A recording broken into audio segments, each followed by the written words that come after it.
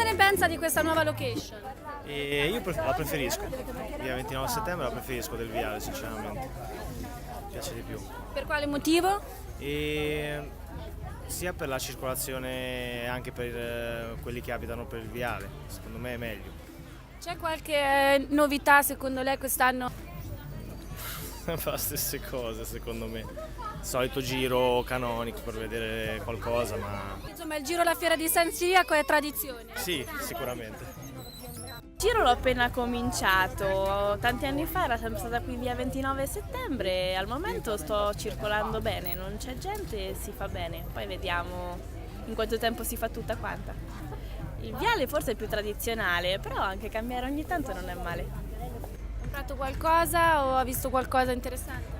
Ancora acquisti no, però ho addocchiato, il primo giro in genere è per vedere, poi nel secondo si sceglie e si compra.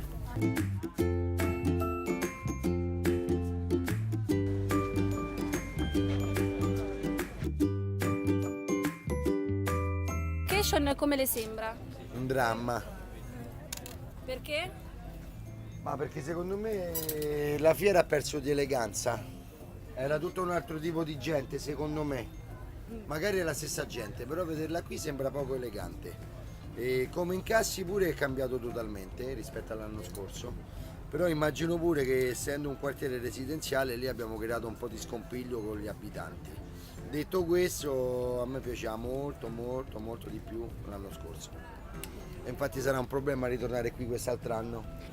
Allora, noi sinceramente ci trovavamo molto meglio prima, dove eravamo nei posti prima era più spazioso, c'erano più passaggi fra i banchi, qui il posto è un po' piccolino, però abbiamo visto che la gente comunque c'è stata tantissima ieri, quindi può andare bene anche qua, però chiaramente dopo tanti anni che fai la fiera in un posto, quindi i tuoi clienti sanno dove trovarti, queste cose qui, quest'anno è stato un pochino più scarsino, insomma, non so se è stato quello il motivo, però gli acquisti sono stati fatti molto meno dell'anno scorso.